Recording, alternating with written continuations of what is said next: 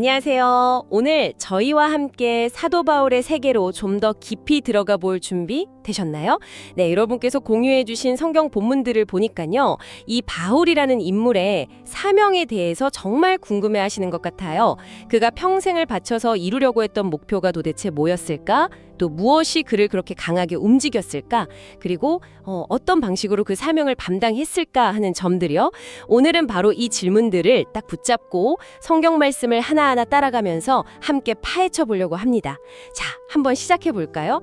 그럼 가장 본질적인 질문부터 시작해 보죠. 바울 스스로가 생각했을 때 자신의 가장 중요한 임무, 그러니까 핵심 미션은 과연 무엇이었을까요? 고린도전서 1장 17절을 보면 답이 꽤 명확하게 나오는 것 같더라고요. 그리스도께서 나를 보내심은 세례를 베풀게 하려 하심이 아니오 오직 복음을 전하게 하려 하심이로다 라고 딱 잘라서 말하잖아요. 다른 어떤 것보다도 이 복음 전파, 여기에 모든 초점을 맞춘 거네요. 네, 정확합니다. 세례도 물론 중요하지만 그것보다 더 근본적인 자신의 부르심은 바로 복음 메시지를 전하는 것이라고 본 거죠.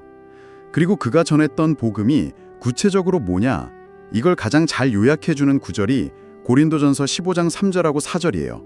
성경대로 그리스도께서 우리 죄를 위하여 죽으시고 장사 지낸 바 되셨다가 성경대로 사흘 만에 다시 살아나사. 이게 정말 바울 신학의 심장부라고 할 수 있는데요. 여기서 성경대로라는 말이 두 번이나 강조되는 걸 놓치면 안 돼요. 이게 그냥 갑자기 툭 튀어나온 이야기가 아니라 이미 구약 성경을 통해서 예언되고 약속되었던 하나님의 큰 계획의 성취다. 이걸 분명히 하는 거죠. 특히 죽음과 함께 꼭 언급되는 게 부활이잖아요. 이 부활이야말로 바울 메시지의 절대적인 중심축, 빼놓을 수 없는 핵심이었습니다. 복음 전파가 핵심 임무였고 그 내용은 그리스도의 죽음 그리고 부활, 특히 성경에 이미 약속된 부활이라는 점, 명확해졌습니다. 그런데 여기서 한 가지 궁금증이 생겨요.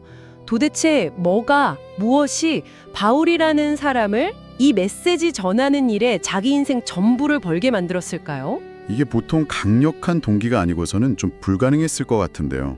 고린도전서 15장 좀 뒷부분을 보면 그가 스스로를 어떻게 생각했는지 고백하는 내용이 나오죠. 나는 사도 중에 가장 작은 자라. 나는 하나님의 교회를 박해하였으므로 사도라 칭함받기를 감당하지 못할 자니라.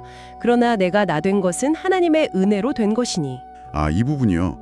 과거에 교회를 그렇게 핍박했던 자기 모습하고 지금 사도가 된 자기 모습, 이 엄청난 간극이 있잖아요. 그리고 그 변화의 딱 중심에 하나님의 은혜가 있다고 말하는군요. 이 개인적인 체험, 이게 가장 큰 에너지원이 아니었을까 그런 생각이 드네요. 바로 그 지점입니다. 바울의 사명감은요, 단순히 어떤 의무감에서 나온 게 아니었어요. 그건 카리스, 즉 은혜에 대한 정말 뼈저린 체험과 인식에서부터 시작된 거죠. 과거에 내가 어떤 존재였는지, 그런데 지금 내가 어떻게 사도로 불리게 되었는지를 생각할 때, 이건 모든 게 전적인 하나님의 선물, 즉 은혜다. 이렇게 고백할 수밖에 없었던 거예요. 공유해 주신 로마서 관련 자료들에서도 이 카리스 개념이 아주 중요하게 다뤄지죠. 그런데 흥미로운 점은요, 바울에게 이 은혜가 단순히 어떤 공짜 선물이라는 의미를 좀 넘어선다는 거예요. 은혜가 그냥 받고 끝나는 게 아니다. 그게 무슨 뜻이죠? 좀 더 설명해 주실 수 있나요? 네, 물론 은혜는 기본적으로 받을 자격 없는 우리에게 주시는 하나님의 일방적인 호의가 받습니다. 맞고요. 하지만 동시에 이 은혜라는 것이 우리 안에서 어떤 응답을 불러일으키는 힘이 있다는 거예요. 바울은 이 은혜에 대한 응답을 피스티스라는 말로 표현하는데 우리가 보통 믿음이라고 번역하지만 사실 신실함이라는 의미도 아주 강하게 가지고 있거든요. 그러니까 은혜는 우리를 하나님과의 새로운 관계 속으로 이끌어주고 그 관계 안에서 우리가 신실하게 살아가도록 동기를 부여한다는 거죠. 값없이 주어졌기 때문에 더 감사함으로 반응하게 되는 그런 관계 설정이라고 할까요? 그래서 바울은 고린도후서 5장에서 자신에게 화해하게 하는 직분이 주어졌다고 말하는 겁니다. 하나님께서 그리스도를 통해서 세상과 자신을 화목하게 하셨으니 이제 나는 그 화목의 메시지를 전하면서 하나님과 사람들 사이를 연결하는 역할을 해야 한다. 이런 거죠. 단순히 메시지만 전달하는 그런 역할이 아니라 하나님과 함께 일하는 자로서 세상을 변화시키는 사역에 동참하고 있다. 이런 자아의식이 그의 사명을 더욱 뜨겁게 만들었던 겁니다. 그러니까 개인적인 구원의 은혜의 체험, 여기서 그치는 게 아니라 온 세상을 향한 하나님의 그 큰 화해 계획에 동참하는 사역자라는 정체성까지 이게 더해진 거군요. 그 무게감이 정말 다르게 느껴지네요. 그럼 이런 엄청난 사명함을 가지고 바울은 구체적으로 어떤 방식으로 사람들에게 다가갔을까요? 고린도전서 9장을 보면 상당히 파격적인 이야기가 나오더라고요. 여러 사람에게 내가 여러 모습이 된 것은 아무쪼록 몇 사람이라도 구원하고자 함이니 유대인에게는 유대인처럼 또 율법 없는 이방인에게는 그들처럼. 굉장히 유연해 보이는데 이게 바울의 핵심 전략이었을까요? 네, 그 유연성이야말로 바울 선교 전략의 핵심 중에 하나였습니다. 우리가 흔히 상황화라고 부르는 접근 방식이죠. 여기서 중요한 포인트는 바울이 복음의 핵심 진리 자체를 타협하거나 바꾼 건 절대 아니라는 점입니다. 진리의 내용은 그대로 딱 지키되 그것을 담는 그릇 있잖아요. 그러니까 전달 방식이나 사용하는 언어, 논증 방식 같은 것들을 듣는 사람들의 문화적 배경이나 눈높이에 맞추려고 했던 거죠. 마치 우리가 외국어를 배우듯이 그들의 문화적 언어를 익혀서 소통하려고 노력한 셈이에요. 예를 들면 유대인들에게는 구약 성경을 인용하면서 복음을 설명했을 거고, 또 그리스 철학에 익숙한 사람들에게는 그들이 이해할 수 있는 철학적 개념들을 활용했을 가능성이 높죠. 핵심은 지키되 포장은 과감하게 바꿨다. 그런 지혜군요. 그런데 듣는 사람 입장에서는 혹시 이런 유연한 접근이 뭐랄까 원칙 없는 타협처럼 보일 수도 있지 않았을까요? 실제로 그런 오해를 좀 받지는 않았을까 하는 생각도 드는데요. 그거 아주 중요한 질문입니다. 실제로 바울의 이런 방식은 많은 오해를 낳기도 했고 또 비판도 받았어요. 하지만 바울에게 이 상황화는 단순한 전략 차원이 아니라 사람들을 어떻게든 구원하고자 하는 그 절박한 사랑의 표현이었어요. 그리고 이 유연함 뒤에는 엄청난 대가가 따랐습니다. 첫째는 그는 복음 전파에 혹시라도 걸림돌이 될까봐 사도로서 당연히 누릴 수 있었던 재정 지원받을 권리까지 포기했어요. 네, 스스로 일을 해서 생활비를 벌면서까지 복음의 진정성을 지키려고 했던 거죠. 둘째는 그의 사역 여정 자체가 정말이지 고난의 연속이었습니다. 고린도후서 6장에 보면 그가 겪었던 고난 목록이 쭉 나오는데 읽다 보면 정말 숨이 막힐 정도예요. 환난, 궁핍, 맞고, 감옥에 갇히고, 폭동을 겪고, 굶주리고 이런 역경들을 복음 때문에 기꺼이 감당했던 거죠. 마지막으로 그는 목표를 위해서 스스로를 아주 엄격하게 총재했습니다. 고린도전서 9장 마지막 부분에서는 마치 권투 선수가 상을 얻으려고 자신을 단련하는 것처럼 자기도 복음을 전한 후에 버림받지 않도록 스스로를 쳐서 복종시킨다는 말이에요. 이 모든 자기 희생과 절제가 그의 그 유연한 접근 방식 뒤에 숨겨진 진심을 보여주는 증거라고 할 수 있겠죠. 와, 단순히 말로만 유연했던 게 아니라 삶 전체로 그 대가를 치르면서 보여준 거네요. 와, 그런데 한 가지 더 궁금한 점이 있어요. 그렇게 상황에 맞춰 소통하고 때로는 자신의 권리까지 포기하면서 사람들에게 다가갔다면 결국에는 사람들을 설득하기 위해서 뛰어난 말솜씨나 어떤 논리 아니면 인간적인 매력 같은 것들 이런 거에 의존하게 되지는 않았을까 하는 생각도 들거든요. 흥미롭게도 바울의 대답은 정반대입니다. 고린도전서 2장을 보면요. 그는 고린도에서 복음을 전할 때 일부러 화려한 말이나 지혜를 사용하지 않았다고 아주 분명히 밝히고 있어요. 내 말과 내 전도함이 설득력 있는 지혜의 말로 하지 아니하고 다만 성령의 나타나심과 능력으로 하여 너희 믿음이 사람의 지혜에 있지 아니하고 다만 하나님의 능력이 있게 하려 하였노라. 오히려 세상적인 기준에서 볼 때 뭔가 뛰어나 보이는 것들을 의도적으로 피했다는 거죠. 아니 왜요? 이왕이면 좀 더 세련되고 설득력 있는 방식으로 전하는 게 더 효과적이지 않았을까요? 조금 의외인데요? 바울의 생각은 좀 달랐던 것 같습니다. 그가 전하는 핵심 메시지, 즉 십자가에 못 박힌 그리스도라는 것 자체가 당시 세상의 지혜로 볼 때는 너무나 어리석고 약해 보이는 것이었거든요. 만약에 바울이 아주 뛰어난 언변이나 논리로 사람들을 감동시켜서 믿게 했다면 그들의 믿음은 결국 바울이라는 한 인간의 능력 위에 세워지게 될 위험이 있다고 본 거죠. 바울은 사람들이 자신의 설득력 때문이 아니라 그 어리석어 보이는 메시지 자체에 담긴 하나님의 능력, 그리고 그 메시지를 깨닫게 하고 믿게 하시는 성령의 역사에 의해서만 참된 믿음을 갖게 되기를 원했던 겁니다. 그래서 그는 철저하게 메시지 자체와 성령의 능력만을 의지하려고 했던 거죠. 전하는 사람이나 듣는 사람의 능력이 아니라 오직 하나님께만 영광을 돌리려는 태도였다고 볼 수 있습니다. 아, 인간적인 기교나 능력 대신에 메시지 자체의 힘과 성령의 역사를 전적으로 신뢰했다. 와, 정말 대단한 믿음이네요. 메시지의 내용뿐만 아니라 그걸 전달하는 방식까지도 철저하게 그 내용에 맞추려고 했던 거군요. 그렇다면 바울은 이 모든 사역을 통해서 궁극적으로 어떤 공동체, 그러니까 교회를 세우기를 꿈꿨을까요? 그가 그렸던 이상적인 교회의 모습은 무엇이었을지 궁금합니다. 네, 바울 서신 곳곳에서 그가 소망했던 교회의 모습을 엿볼 수가 있습니다. 몇 가지 중요한 특징들을 짚어볼 수 있겠는데요. 첫째는 하나됨입니다. 고린도전서 앞부분을 보면 당시 고린도 교회가 바울파, 아볼로파, 베드로파 이렇게 나뉘어서 엄청 심각하게 다투고 있었잖아요.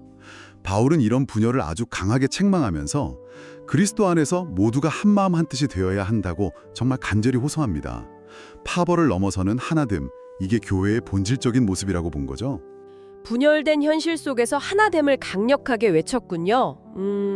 또 어떤 모습이 있을까요? 둘째는 그 하나됨이 그렇다고 획일성을 의미하는 건 아니라는 점입니다. 오히려 다양성 속의 통일성이라고 할 수 있겠네요. 고린도전서 12장에 나오는 그 유명한 그리스도의 몸 비유를 생각해 보시면 쉬워요. 몸에 눈도 있고 손도 있고 발도 있고 다 각자 역할이 다르지만 모두가 한 몸을 이루는 것처럼 교회도 똑같다는 거죠. 성령께서 각 사람에게 주신 다양한 은사들, 카리스마타라고 하죠. 또 다양한 직분들, 디아코니아 이런 것들이 서로 조화롭게 연결되고 협력하면서 하나의 공동체를 이뤄간다는 그런 그림입니다. 모든 지체가 다 소중하고 서로에게 꼭 필요한 존재라는 인식이 중요한 거죠. 아, 몸의 비유. 네, 정말 와닿네요. 하나이면서도 각자의 고유함이 존중받는 공동체라 정말 이상적인데요. 세 번째 특징은 뭔가요? 셋째는 거룩함과 사랑입니다. 교회는 세상과는 구별된 윤리적인 삶을 살아야 한다고 바울은 계속 강조해요. 고린도전서 6장에서는 성도들끼리 세상 법정 가서 다투는 문제나 성적인 문제들을 다루면서 교회의 거룩함을 지켜야 한다고 요구하죠. 또 8장이나 10장에서는 우상에게 바쳐졌던 음식 먹는 문제 관련해서 나에게는 자유가 있지만 그 자유가 혹시 믿음 약한 다른 형제를 넘어지게 하지는 않는지 잘 살피라고 권면합니다. 여기서 아주 중요한 원리가 바로 사랑, 즉 아가페입니다. 고린도전서 13장은 사랑장으로 불릴 만큼 유명하잖아요. 아무리 대단한 은사가 있고 희생적인 행동을 한다 해도 사랑이 없으면 아무 소용없다고 딱 단언합니다. 다른 사람을 세워주는 덕, 오이쿠도메라고 하는데요. 이 덕을 실천하는 것이 모든 신앙생활의 목표가 되어야 한다고 강조하고요. 거룩함과 사랑, 특히 다른 사람을 이렇게 세워주는 사랑이 공동체를 이끌어가는 핵심 원리다 이 말씀이시군요. 마지막으로 또 강조된 점이 있을까요? 네, 마지막으로 이 모든 교회의 모습은 결국 부활의 소망이라는 아주 튼튼한 기초 위에 세워져 있다는 점입니다. 고린도전서 15장은 부활에 대한 변증으로 그냥 가득 차 있죠. 만약 그리스도의 부활이 없다면 우리의 믿음도 다 헛되고 우리는 여전히 죄 가운데 있을 거고 이 세상에서 가장 불쌍한 사람들이 될 거라고까지 말해요. 부활신앙이라는 것이 단순히 그냥 미래의 희망사항 정도가 아니라 현재 교회가 겪는 모든 어려움과 고난을 이겨내고 앞으로 나아갈 수 있게 하는 궁극적인 힘의 원천이라고 본 것입니다. 아, 정리해보면 분열을 넘어서는 하나됨, 그리고 다양성이 존중받는 통일성, 거룩함과 사랑의 실천, 그리고 이 모든 것을 가능하게 하는 부활의 소망. 이것이 바울이 꿈꿨던 교회의 청사진이었군요. 와, 정말 쉽지 않은 목표들인데 이 치열한 사역의 여정 속에서 바울은 자기 자신을 어떤 존재로 이해하고 있었을까요? 그의 자기 정체성, 이게 또 궁금해지네요. 바울의 자기 이해를 아주 잘 보여주는 구절이 고린도전서 4장 1절, 2절에 나옵니다. 사람이 마땅히 우리를 그리스도의 일꾼이요 하나님의 비밀을 맡은 자로 여길지어다. 그리고 맡은 자들에게 구할 것은 충성이니라. 여기서 일꾼이라고 번역된 헬라어 휘페레테스는 원래 배 밑창에서 노를 젓던 노예를 가리키는 말이었어요. 주인의 명령에 따라서 그냥 묵묵히 자기 임무를 수행하는 존재죠. 또 맡은 자는 오이코노모스, 즉 청지기를 뜻하는데요. 주인의 집과 재산을 관리하는 아주 책임 있는 역할을 의미합니다. 그리스도의 노 젓는 일꾼이자 하나님의 비밀, 그러니까 복음이라는 그 귀한 것을 맡은 청직이라. 와, 자신을 굉장히 낮추면서도 동시에 엄청난 책임감을 느끼는 그런 표현이네요. 그렇습니다. 그는 사도로서 분명 권위가 있었지만 본질적으로는 주인이신 그리스도께 속한 종이고 또 귀한 복음을 잠시 맡아서 관리하는 청직이다. 이렇게 스스로를 인식했던 거죠. 그리고 청직에게 가장 중요한 덕목이 뭘까요? 바로 충성, 피스토스라고 하죠. 즉 신실함입니다. 그래서 바울은 사람들이 자기를 어떻게 평가하든 심지어 자기 스스로 자기를 평가하는 것조차 중요하다고 말해요. 오직 마지막 날 모든 것을 판단하실 그 주님 앞에서 너 신실했다 이렇게 인정받는 것, 그것만이 중요하다고 여긴 거죠. 그의 시선은 늘 자신을 부르시고 사명을 맡기신 하나님께 고정되어 있었던 겁니다. 와, 사람들의 평가나 시선에 흔들리지 않고 오직 하나님 앞에서 신실하고자 했던 청지기의 모습, 정말 인상 깊습니다. 혹시 바울의 자기 이해를 보여주는 또 다른 측면이 있을까요? 네, 그의 삶의 방식 자체가 역설, 패러독스로 가득 차 있었다는 점도 중요합니다. 고린도후서 6장 후반부에 보면 그는 자신과 동역자들의 삶을 일련의 모순적인 표현들로 묘사해요. 속이는 자 같으나 참되고 무명한 자 같으나 유명한 자요.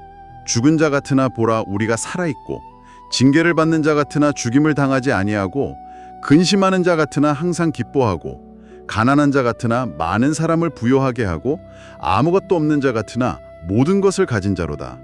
세상적인 기준으로 보면 이게 앞뒤가 안 맞는 것처럼 보이잖아요. 약한데 강하고 가난한데 부요하고 아무것도 없는데 모든 것을 가졌다고 말하니까요. 이것이 바로 세상의 지혜가 아니라 하나님의 능력과 은혜를 의지하며 살았던 바울의 그 역설적인 존재 방식이었어요. 아, 정말 놀랍습니다. 바울의 사명을 쭉 한번 따라와 보니까 그야말로 치열함 그 자체였네요.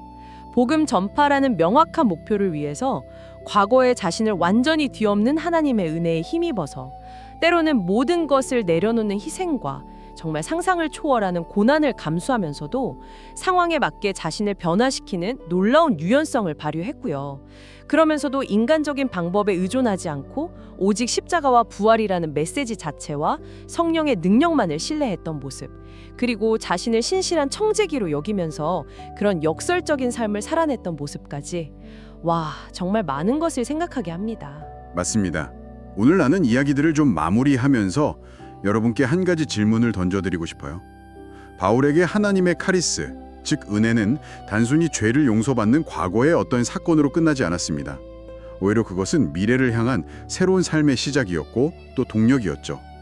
특히 바울은 이 은혜가 피스티스, 즉 신실한 믿음의 삶이라는 응답을 통해서 열매를 맺는다고 보았습니다.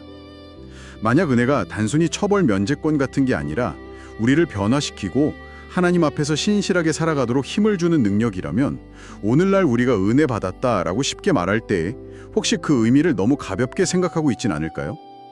진정한 은혜는 우리의 삶에 어떤 구체적인 변화와 책임을 요구하는 것일까요? 한번 생각해 보시면 좋겠습니다. 와, 은혜에 대한 우리의 이해를 다시 한번 점검하게 만드는 아주 깊은 질문이네요. 은혜라는 단어의 무게를 다시금 생각해 보게 됩니다. 오늘 사도 바울의 사명이라는 주제로 함께 깊이 탐구해 주셔서 정말 감사합니다. 바울의 삶과 메시지를 통해서 많은 도전과 또 생각할 거리를 얻으셨기를 바랍니다. 저희는 다음 시간에 더욱 흥미로운 주제로 다시 찾아뵙겠습니다. 안녕히 계세요.